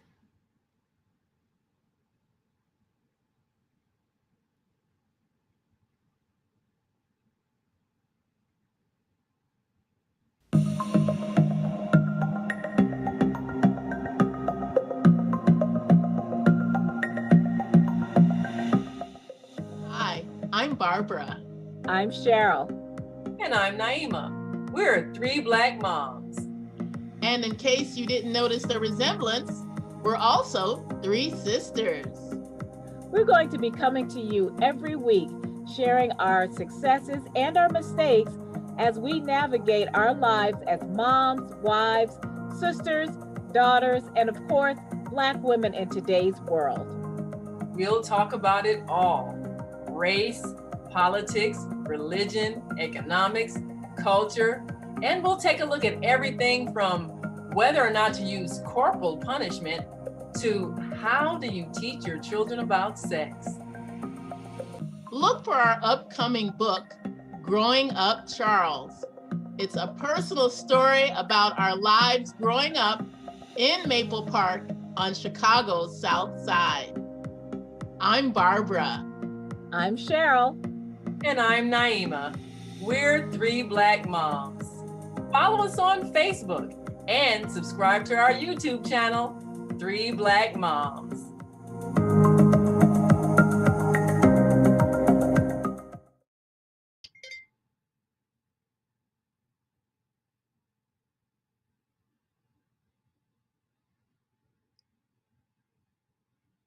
And we're going to open a few mics. Okay, we're opening up a couple of mics, and Maika and Mama AZ, we've opened your mics to the for our Facebook Live audience, and I'm listening to some of the things that they're saying. One of the things, of course, is what he mentioned about the trust factor, and I think that has a lot to do with things. People feeling like they can't trust someone. You know, when you marry somebody, you're literally putting your life in their hands, because that's who the law will allow to make decisions on your behalf. Should you become, unconscious or hospitalized, your legal spouse is the one that you have to be able to trust to make those decisions unless you legally put someone else as your healthcare power of attorney. Otherwise, it is your spouse. And a lot of things people don't think about when they look at, oh, he's cute or she's cute or whatever.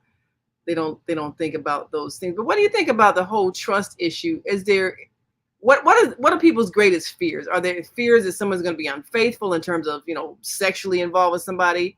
Is it fear somebody's going to do something inappropriate or illegal, like steal from them? I mean, what is the trust issue you think that people may have?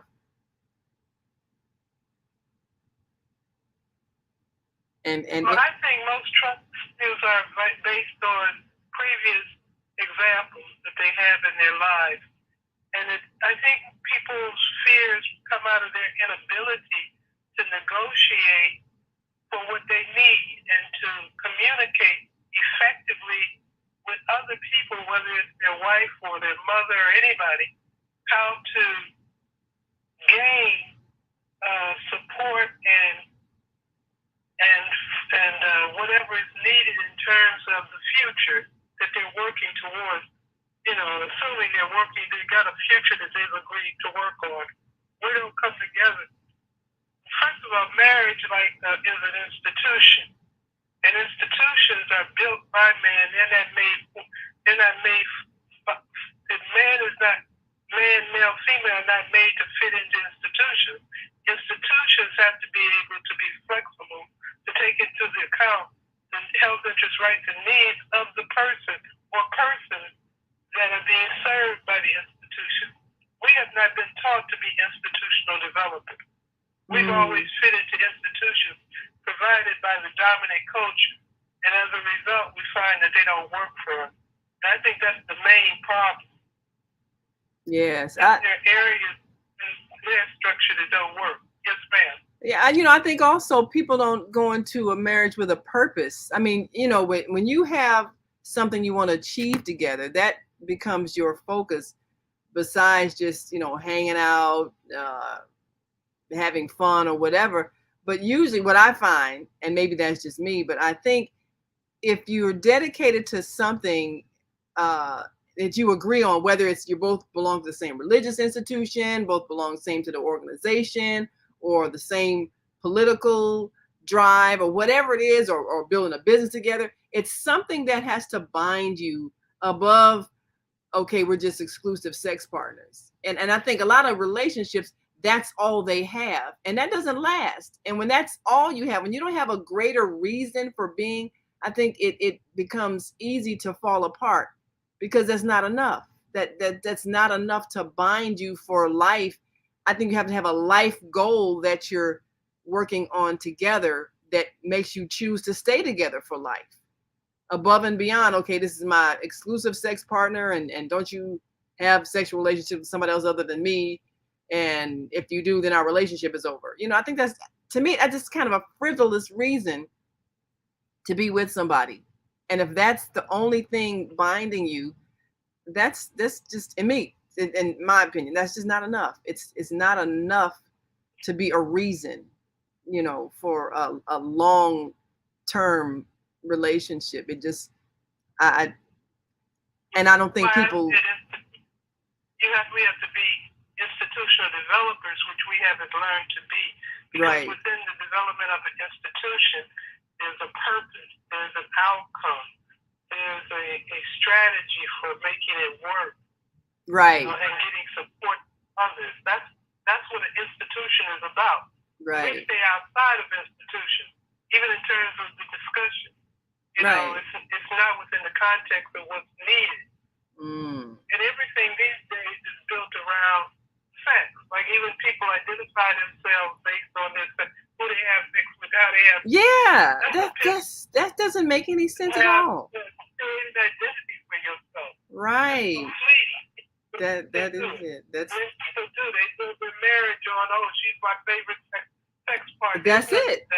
And that is the thing. And that's probably why it doesn't work. Like you say, it's not institutionalized. It's based on who you're having sex with. And anyway, I think it's time for us to go back to the show. So, we will be back. People, let me see if I can do a smooth transition here, and we'll see you at the next break.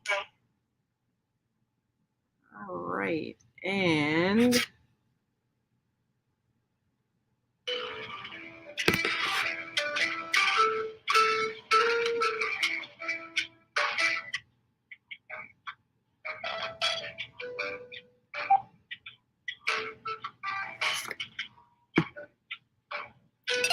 all right, we are back. You're listening to and watching the Female Solution Global Radio TV show, and we're back. Okay. I definitely want to leave time for our guest, Brother Songhorse. He's a regular here on American Muslim 36 and the Female Solution. Well, I'll open his mic. Okay, yes, ma'am, please do. All right.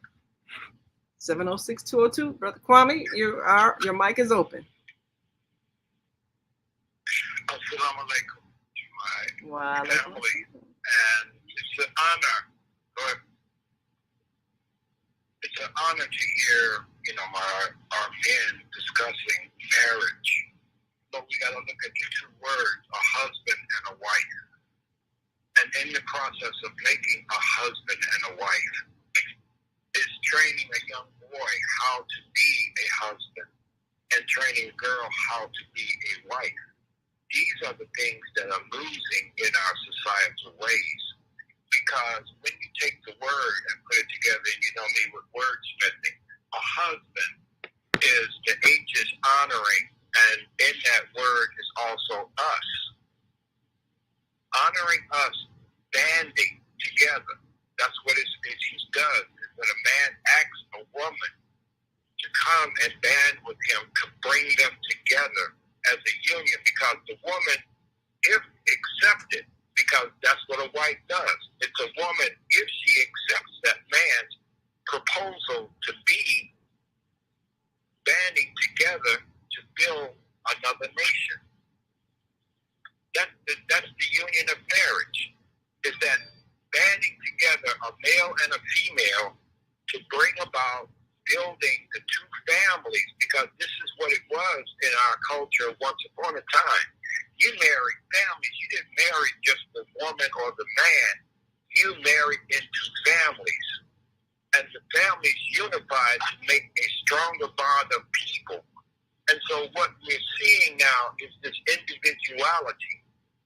We used to be a community, a collective, and communicators.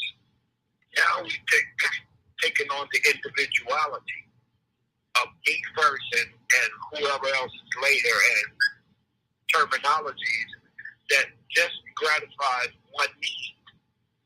And so we have to look at how we define and raise our children, because in training young boys, that's why we had rites of passage for males and females, in teaching the young boy how he comes into adolescence of providing, protecting, and professing to a woman.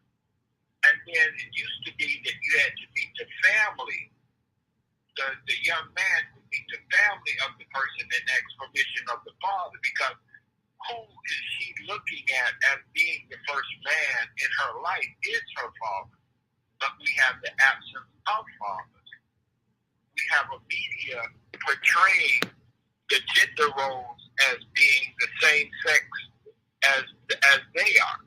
So we've got some real serious things going on, because what we're looking at is genderciding. And what they're looking at is how can we eliminate if we don't let them produce. And that's a form of genocide by the United Nations definition. So I'm grateful that we're having this discussion, but we have to look at what does it really mean when you're honoring us as a husband. You have to honor us banding together as a man. When you ask a woman if she will accept you in her life with her family, those are the key things that we have to look at, those two words, husband and wife.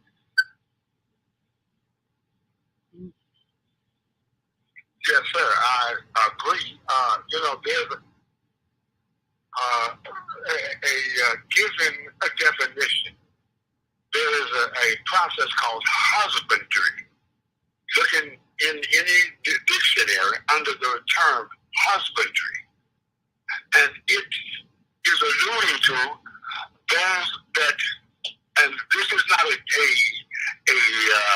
lowering of the status of family. Husbandry is the responsibility of raising cattle. It's called husbandry, and we know the caretaker of that group tends to the needs of that collection of cattle that he has. It's called husbandry, and also there is mating that transpires. He oversees the birthing of the young calves. So these are responsibilities that come along with that word husband.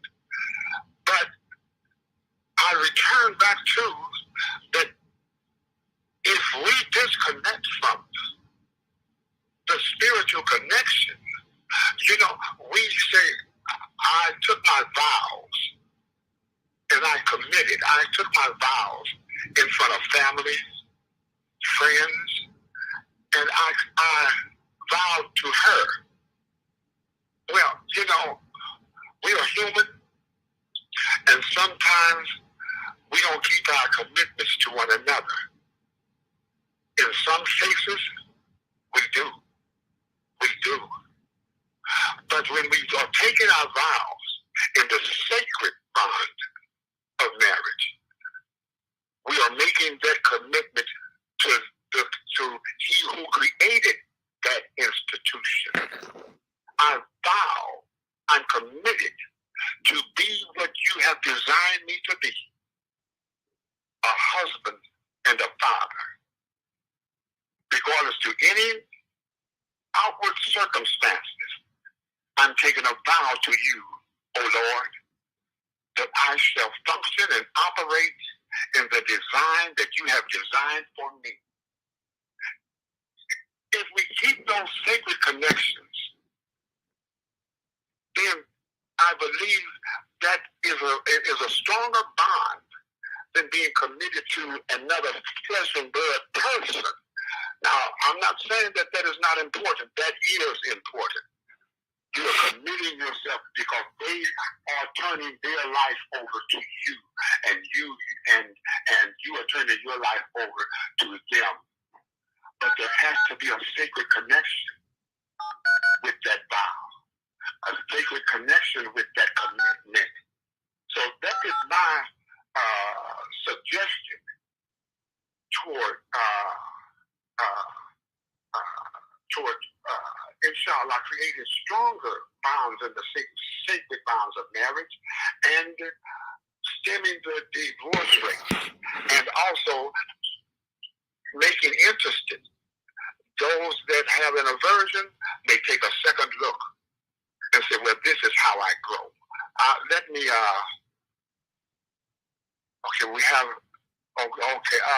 want to hear, we got about 10 minutes left. I want to hear from Imam Jalesi Umar Phillips, if you would, please. Assalamu alaikum. Imam Jalesi Umar Phillips. Area code 929. Can you give me your name and where you're calling from?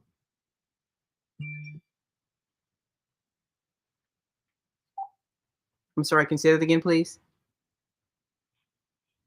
Joe from Montana. Okay, Joe, hold on. Let's see if I can get you in before the end of the show. I'll try. Hold on. In relation to that is cultivation. Cultivation itself. If we can cultivate healthy families and create a model for our young men and women to look at a family working family, so to speak, as our previous Dr. Forrest said earlier about President Obama, Michelle Obama. They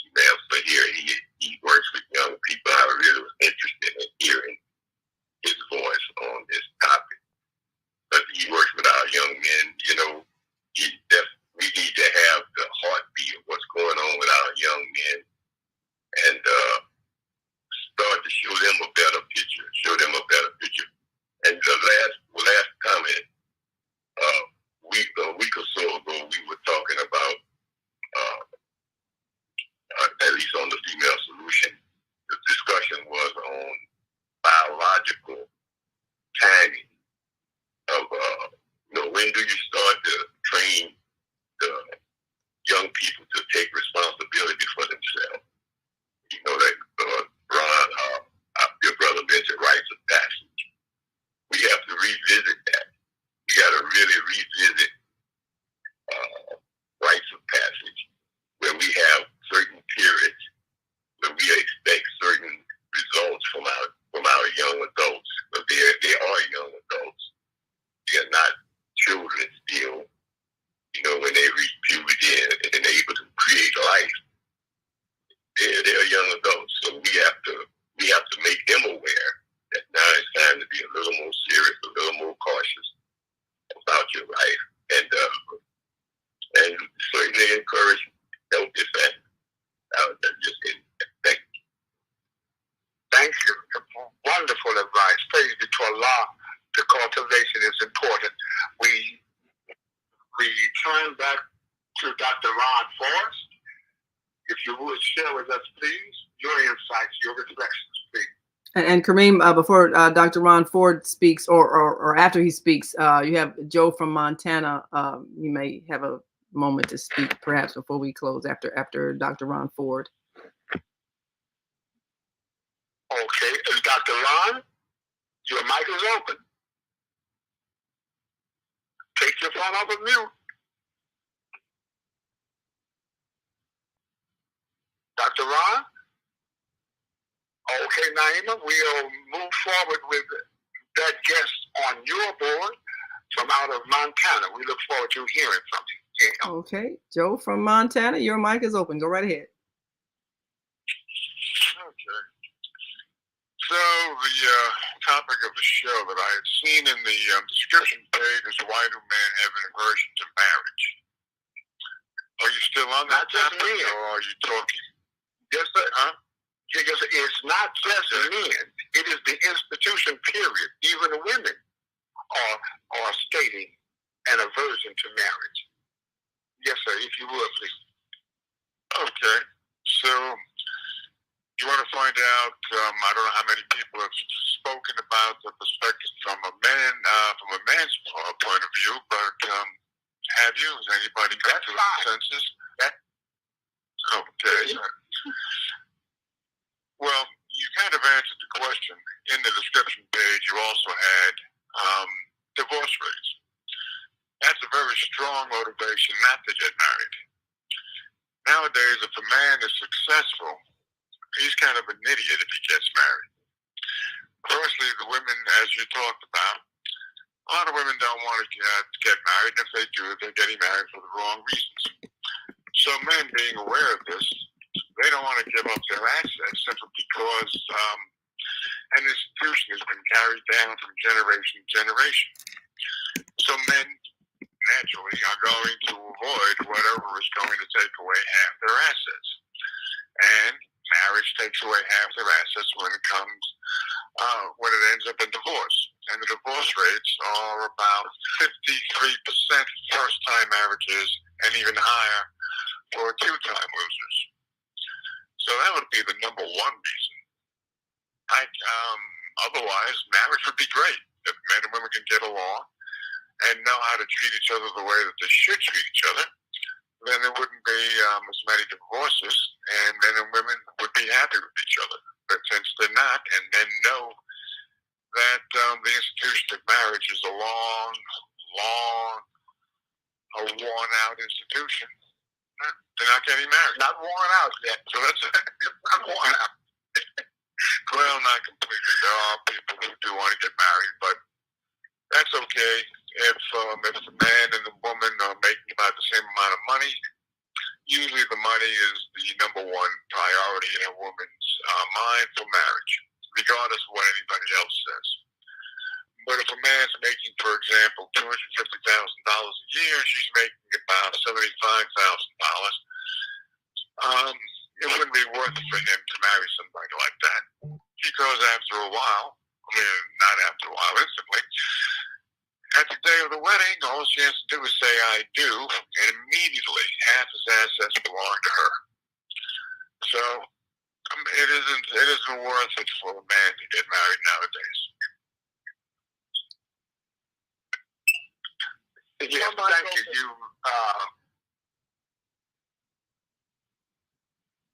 Excuse me? No, I was asking is my mic open because I wanted to ask Joe a question. Yes, it's Okay, open. Yes. And Joe, you're still on for Montana? Yes. Yeah. Your mic's both still open. Yes. Okay. The question is, if that was reversed, if the woman was making $200,000 and the man was making $75,000, would he want to be with a woman that makes more money than him? Well, if he would, why wouldn't he? You're talking about the male leader wouldn't want to marry a man making $75,000, wouldn't want to marry a woman who's making $150,000. I'm saying if a woman is making $200,000 and a man is only making $75,000, would that be the same scenario that you just said? It depends upon the man. Oh, okay. Well, we only got about a minute left before we go. So Karriem, you very much. That's right. That's what I was going to say. We're going to do some wrap-up stations. That has took part in this conversation. I have about 90 seconds before I must transition to the upcoming broadcast that follows this broadcast. I must leave the air, and I've just been informed 60 seconds. So, Naima, peace be unto you, and have a blessed Ramadan, my sister.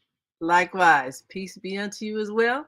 And women, if you'd like, you can stay on for a few minutes of an after show to analyze what we've heard, and we'll be still on after the closing, so stay with us.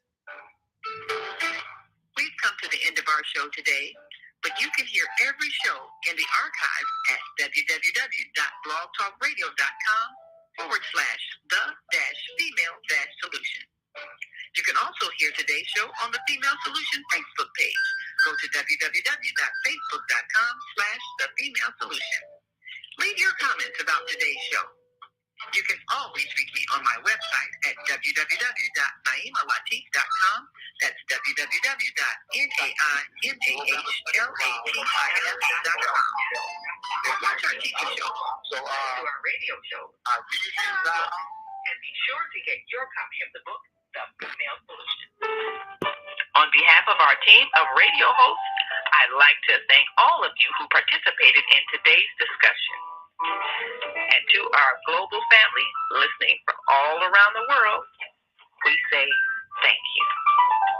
To our family in China, Sheshe, India, Zanyaba, Japan, Arigato, Korea, Kamsahamnida, Russia, Spasiba, Germany, Danke, Poland, Jeonkujeon, France, Merci, Spain, Gracias, Italy, Grazie, Egypt, Shukran, Ghana, Medasi, Nigeria, Eshe, South Africa, Nyabonga, Senegal, Geret, Kenya, Asante, Israel, Toda, Pakistan, Shukriya, Afghanistan, Tashakur, Saudi Arabia, Shukran.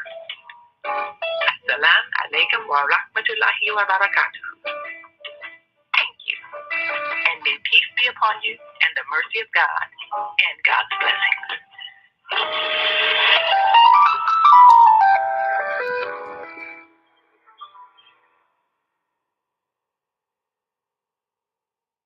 All righty. Well, we're going to have a brief after show. We've got a couple of men who want to make some comments, and we're going to bring in our sisters, and we're going to give them a chance to listen to what they heard and give some thoughts. Mama AZ, your mic is open. Maika, your mic is open. Joe from Montana said that the financial issues of divorce is what is a major thing. That's what I have seen. Divorce has been a devastating event in many men's lives, and as a result, they have often decided they don't want to try that institution again.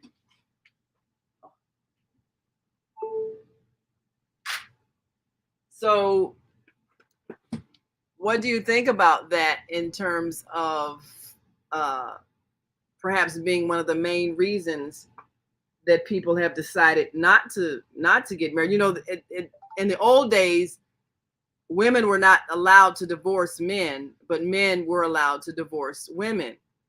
So a woman would have to stay in a marriage, no matter how bad it was, no matter how abusive it was. She couldn't leave. But then things changed once women got their own money and were able to hire lawyers and get divorces.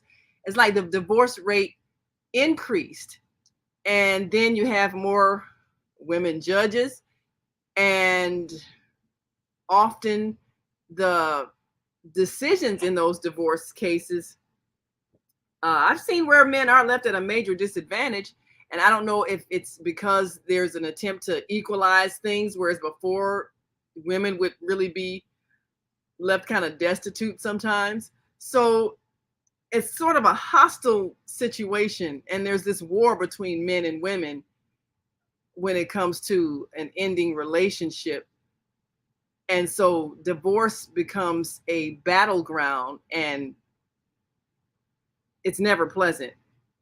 But what do you think about that? Is there a better way we could, I don't know if you say prenuptial agreements, or is there a better way we could have a contractual arrangement where where we already spell out, if we ever decide to part, this is how we're going to do it, and we won't need any legal interference in terms of the law? Do you think people are mature enough to be able to do that at the outset of a relationship, to say, you know, this is our contract, this is how the contract would be dissolved if we choose to part ways? We don't need to call any lawyers, we can just handle it ourselves.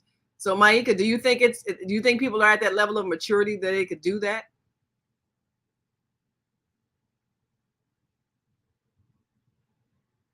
Check your mute.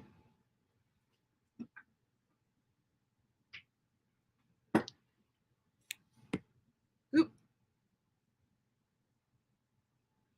Maika, are you with us? Check your mute. Your mic is open.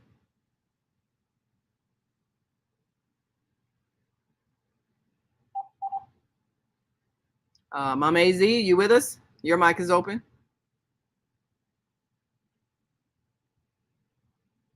Well, no, not sure if their mics are working.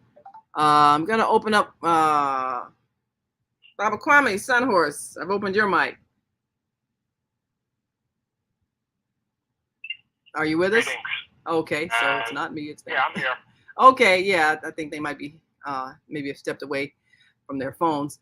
But do you think, because divorce is a really painful situation, do you think people are mature enough to remove the legal system from their family affairs and come up with a contractual agreement when they marry, which spells out how the relationship will be dissolved equitably and fairly, so that if they should make that decision, they could actually carry it out without having to call lawyers and go to court and all of that? Do you think people have that level of maturity to be able to do that, to remove the pain of the ending of a relationship should it happen? Well, and that's an excellent question, because I did the same with my last marriage, and we found that, well, we were unevenly yoked. We got one attorney. We made an agreement as to how much we would divide up, and we paid that one attorney, and we divorced, and we're still friends.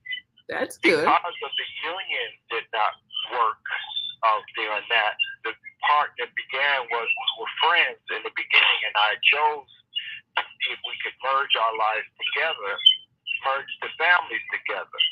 And the families were, one was a religious backing of what she followed, and mine was a spiritual backing what I followed. And eventually it did not pan out, but we raised our two children together, and we co-parented those children. And so what we had was a relationship that we still have now because the family still communicate and we still come together at family gatherings. It's honoring that person that you choose to do, because prenuptial agreements and saying you can't have this or you don't get my property if we divorce, then why are you coming together with the person? Right. What is the reason? Because you want that Barbie doll, or you want that prestige of being in the limelight with that person. That's not a marriage. That's just your wanting to be that which is not within you. That's interesting. So, Minister Robert Floyd Plum, I'm opening up your mic. And what are your thoughts? Do you think people could be mature enough to make their own agreements in a contract and stick to it and abide by it should the relationship fall apart, as opposed to having to go to court, get a lawyer, or get two lawyers battling it out and sue each other for everything they've got and end up enemies? Do you think people have the maturity to be able to, keep the law out of their business, more or less, and if they decide to marry, have their own private contract that states how things are going to be dissolved if they choose to part ways? Do you think we're ready for that kind of a situation? What are your thoughts on that?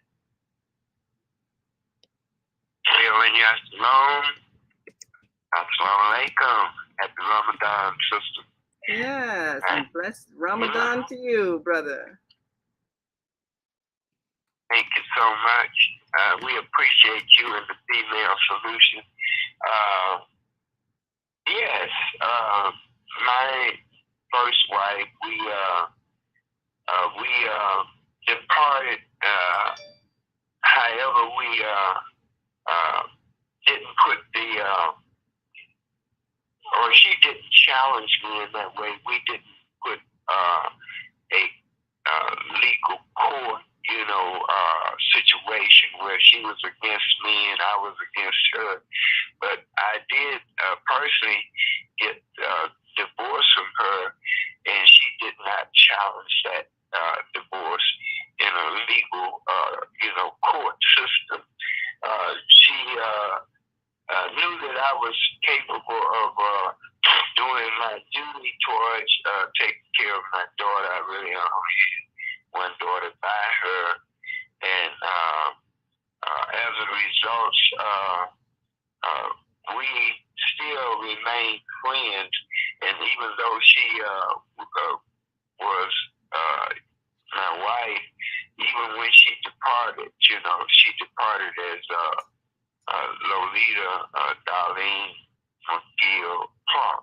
And that's the way, she's spiritually, so I like what Brother Karriem had mentioned, about the spiritual connection. I would like to add this, to the conversation. God's will only. I think that is the real essence of the supremeness that we should have, which is respect. That God says to honor God, to honor your father, your mother, and the elders. So I think that we did our relationship in an honorable way, even though I legally got the divorce, but yet, we remained friends, in spite of the process. And then I had it announced in the newspaper that I had legally, filed for a divorce, and she just did not challenge that divorce, in another legal way. However, I went on my way, and I managed to stay married to my next wife in a spiritual way, because I believe, the best part is the human being that got respect for, the other human being, and they both have respect for each other, where it could be a amendment type of a relationship. Even though they get a divorce, the amendment would be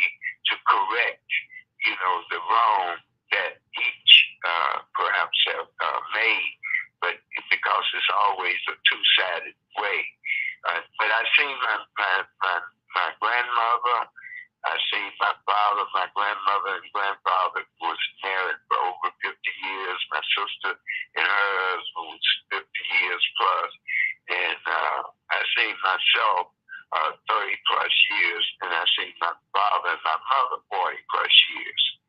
So, I do believe in the institution of marriage, and I would strongly still encourage brothers and sisters to marry up because it's in the Word, and the Word is with God, and God is the major supreme ideology type of concepts that we should really respect and build our life and our families around.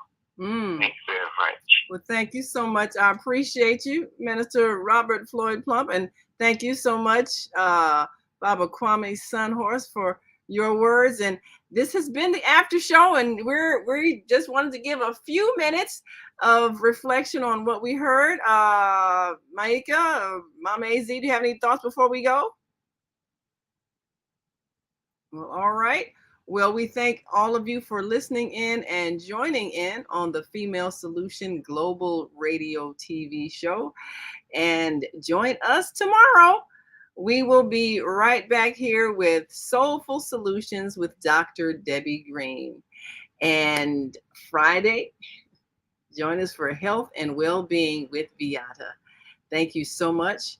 And you can always hear the shows on the archives, www.blogtalkradio.com/the-female-solution. So until tomorrow, continue to shine your light.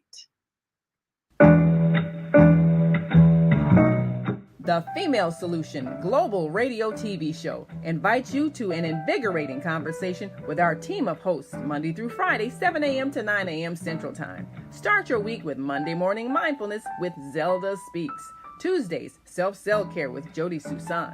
Wednesdays, Repairing Broken Families with Naima Latif and co-host Karriem Hameed. Thursdays, Soulful Solutions with Dr. Debbie Green. And Fridays, Health and Well-Being with Beata. Saturdays, tune in 12 noon to 2 p.m. Central Time. First Saturday, Success Strategies with Jana. Second Saturday, Wendy Williams Esquire on relationships. Third Saturday, Move Around with Deborah. And fourth Saturday, Wisdom with Mama D.